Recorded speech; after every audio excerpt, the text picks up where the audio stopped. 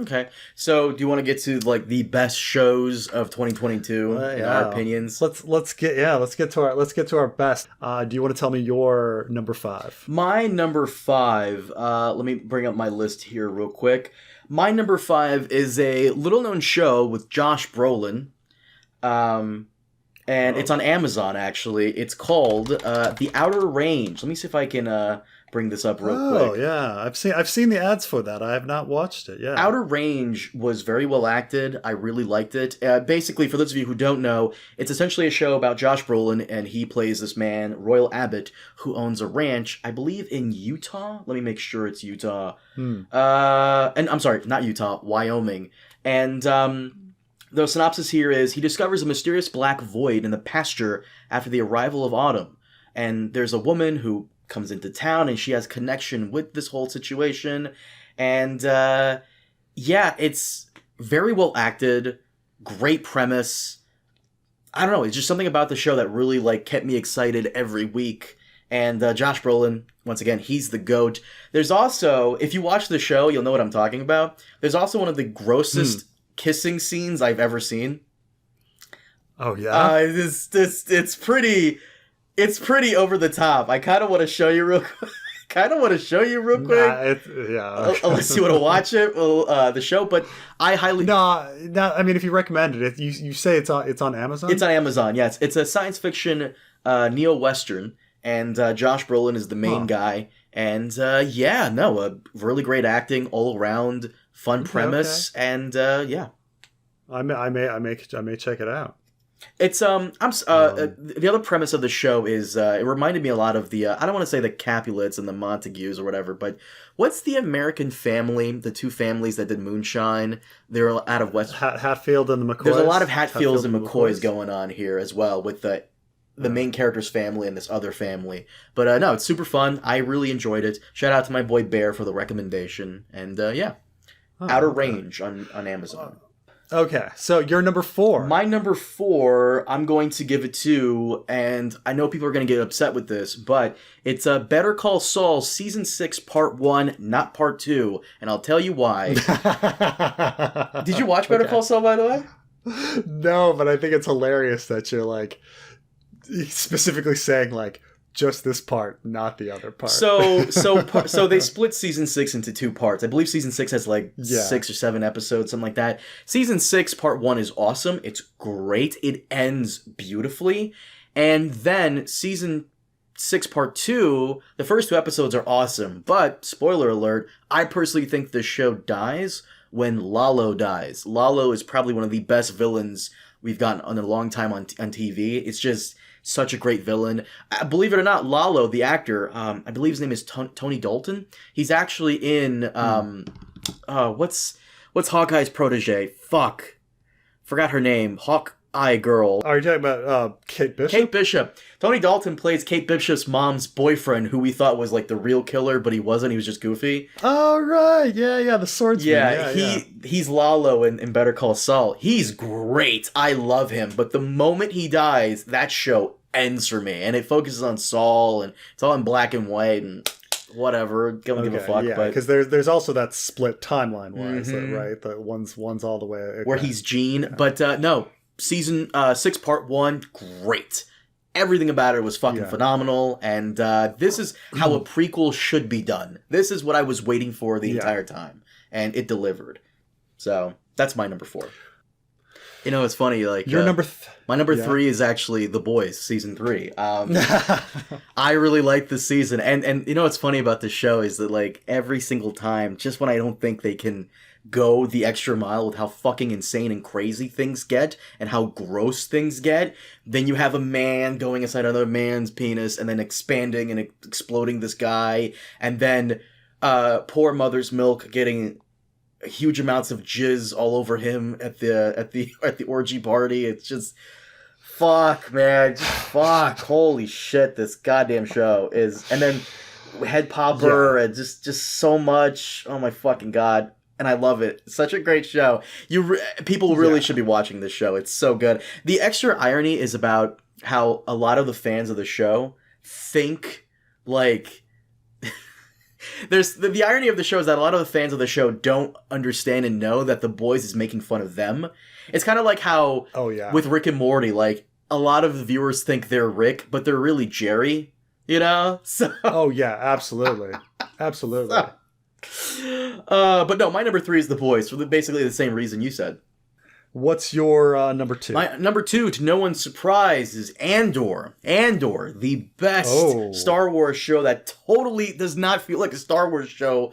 The best Star Wars show that we've gotten ever, and we may ever get, because yeah, it's what's great about Star Wars Andor, and we've discussed it ad nauseum as to why it's so good, is that it doesn't feel like a Star Wars show. Every bullshit trope we've ever seen in Star Wars that makes us roll our eyes, it's not in here. You know, the mass killing of stormtroopers that you hated from Mando, it's not in here. Just characters with actual motivations and purposes, it's not in here. People who feel real, it's not. I'm sorry. For characters with actual motivation purposes, it's in here. People who feel real, it's in here. The funny thing is, even though I say it's not like a Star Wars property, it's at the same time the most Star Wars of anything, because what's most Star Wars than like explaining these tiny little things that no one cared about from the original movies in like books and games and shit? That's what it does. You know, where did the rebellion come from? How'd they get all the money for this stuff? It's right here. Who's Mon Mothma? There it is. Like, why is the Empire so bad? Like, well, here it is. They're not just destroying planets, they're taking away people's freedoms and like being incredibly oppressive.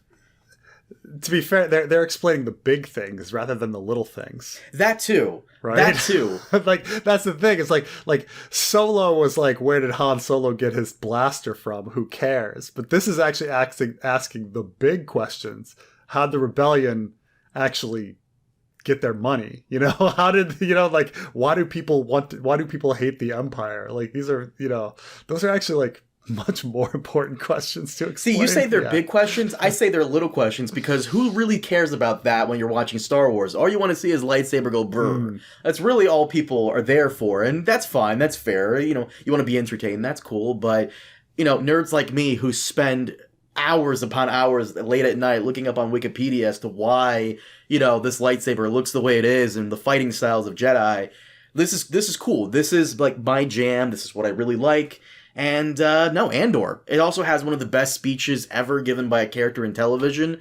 Luthen's speech that he gives to that one guy from the ISB in the lower levels. Yes. Where he's like, you know, it's a fight for a freedom that I'll never live to see. And God, it's just Andor. Phenomenal. Love it. Love it. Even with all the screws and the bricks that take people out of it, I still think it's great.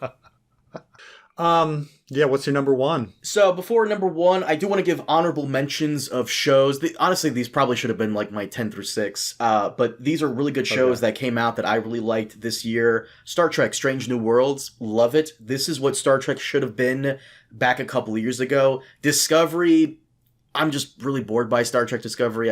There's nothing in it that I like. But Strange New Worlds, great. This is what Trek should have been in the new era. They do everything that they do in TNG. It's the original Enterprise crew before Kirk and Spock. But Spock is in it. I love that. Star Trek: Strange New Worlds, highly recommended if you're an old school Star Trek fan. Moon Knight is also in there. Honorable mention for Moon Knight. And Rick and Morty, I thought this season is better than the last one. A lot of fun moments. For anime, Chainsaw Man was pretty good. Definitely recommend Chainsaw Man. And I'm going to say Moon Knight. And Raised by Wolves I really liked as well. Raised by Wolves was awesome. Phil recommended me something last stream that we did. A show called From. Good premise. If it's basically a combination of The Mist... and a bit of Lost, like he said, and a little bit of Silent Hill sprinkled in. So I recommend that to anybody who can find it. It's on Epix, whatever the fuck that is. I pirated it, of course. I couldn't find Epix. 10 episodes, really good show from. But no, those are my honorable mentions. As for my number 1 is, once again, to the surprise of no one, The Orville, Season 3. Really love this series. It's probably my favorite series of the last 5 years. It's so fun, It's so good, very well written. It has a lot of heart. I just can't get over like how good this show is, and I kick myself for not getting on it. It's the show with Seth MacFarlane. It's essentially a Star Trek ripoff, but it becomes its own thing. It's so much more than Star Trek. It's really what Star Trek should have been, and I know people don't give the show enough credit because it's Seth MacFarlane. He's the Family guy, and he knows that himself, so that's why in the first season there's a bit more comedy than there should be. But as the seasons goes on, it gets better, and the comedy goes down quite a bit. And by season 3, there's some comedy in there, but not as much as it was in season 1. And I also give him props for this as well, because in season 1, it's kind of about him, but as season 2 and season 3 come, he becomes kind of a side character. He's still the captain of the ship, but it's more about his crew and all these interpersonal relationships, and it's just a phenomenal show. I'm in love with this show. It's great. I hope they do a season 4, but season 3 of The Orville was fucking phenomenal. I definitely recommend this to everybody if you're into like sci-fi and all that stuff. Very good writing. Very good acting. I've heard it. I've heard it's like usurped Star Trek as being more Star Trek than Star Trek. Yep. It's phenomenal. Yeah. It's great. 10 out of 10 for me. Orville season 3. Okay. All right. And no House of the Dragon on your list. Oh, fuck. House of the Dragon. House of the Dragon is my number 6. That's my number 6.